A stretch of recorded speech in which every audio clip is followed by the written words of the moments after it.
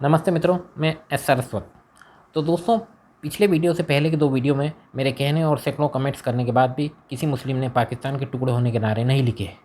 कुछ ने तो सीधे सीधे इनकार कर दिया, कुछ ने गालियाँ और धमकी दी, कुछ ने उम्मा का कॉन्सेप्ट बताया। तो कुछ का कुतर्क था कि हम किसी की बर्बादी की दुआ नहीं करेंगे। कुतर्क इसलिए क्योंकि दिन में 5 बार काफिरों पर अजाब डालने की अल्लाह से दुआ करते हैं और इसराइल के उन यहूदियों की बर्बादी की भी दुआ करते हैं जिन्होंने हिंदुस्तानी मुसलमानों का कभी कुछ नहीं बिगाड़ा। पाकिस्तान के मुसलमान तो भारत के टुकड़े और बर्बादी के नारे लगाते हैं, पर यहाँ के इन कन्वर्टेडों से पाकिस्तान के टुकड़े और बर्बादी के नारे नहीं लगेंगे, यह मैं जानता था। इसलिए मैंने इनके वतन परस्ती के झूठ को आपके सामने लाने का प्रयास किया।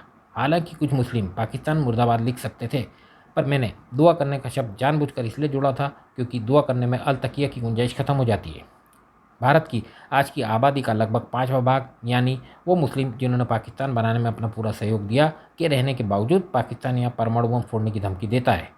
फिर भी यहाँ के इन कन्वर्टेडों से उनकी बर्बादी की दुआ नहीं करते बन रही, जिन्होंने वहाँ हिंदुओं पर अत्याचार किए, जबकि यहाँ हिंदुओं ने इनसे अब तक भाईचारा निभाया। यानी आप अंदाज़ा लगा सकते हैं कि इस देश को इस्लामिक बनाने के लिए ये किस हद तक अपनी ऐसी की तैसी करा सकते हैं। जब केवल वोट देने के हिसाब से हम में से कोई भाजपाई, कोई कांग्रेसी और कोई अन्य पार्टी का कहलाता है, तो यहाँ के वे सभी 95% मुसलमान जिन्होंने पाकिस्तान के लिए मुस्लिम लीग को वोट दिया था, ये पाकिस्तानी विचारधारा के क्यों नहीं कहलाएंगे? और पाकिस्तानियों से यहाँ गद्दारी के सिवाय क्या उम्मीद की जा सकती है?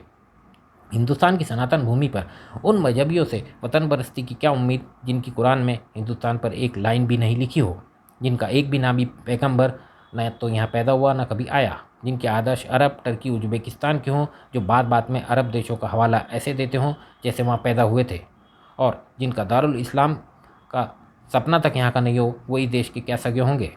अगर केवल यहीं पैदा होना और दफन हो जाना ही देश से वफादारी की पहचान होती तो पाकिस्तान नहीं बनता।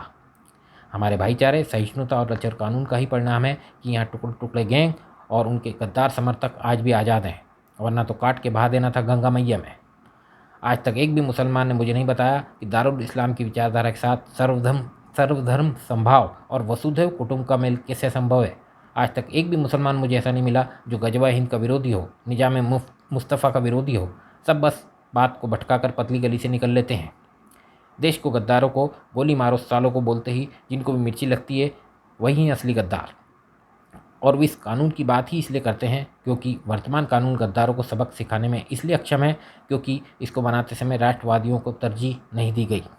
आज का यह कानून जिसे हम हमारा कहते हैं, वो हमें गद्दारों, देशद्रोहियों में पीतल उतारने का पुण्य कमाने से हमें रोके और खुद तारीख पर तारीख के नाम पर उनको जमानत दे और बिरयानी खिलाए, यह हमें अब मंजूर नहीं। जिहादी अपनी कौम के समर्थन में कानून तोड़े और हम देश के समर्थन में अगर इस लचर कानून का पालन करें तो हम इनसे नहीं जीत सकते। एक जिहादी कानून तोड़ता है तो दूसरा जिहादी इसी कानून का हवाला देकर उसकी पैरवी करने खड़ा हो जाता है। अब या तो शीघ्र ही कानून में बदलाव कर इनका हिसाब किया जाए, वरना कोई भी कानून मातृभूमि से बढ़कर नहीं हो सकता।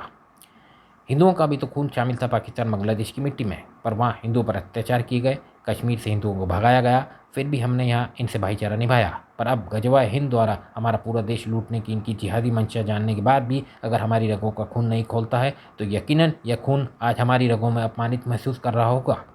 जब इस्लामिक देशों में ईश निंदा पर अति सख्त कानून है, तो हमारे यहाँ भले ही प्रभु निंदा कानून अभी ना हो, पर देशद्रोह और देश निंदा पर तो सख्ततम कानून तुरंत होना ही चाहिए, वरना एक दिन देश के टुकड़े हो जाएंगे।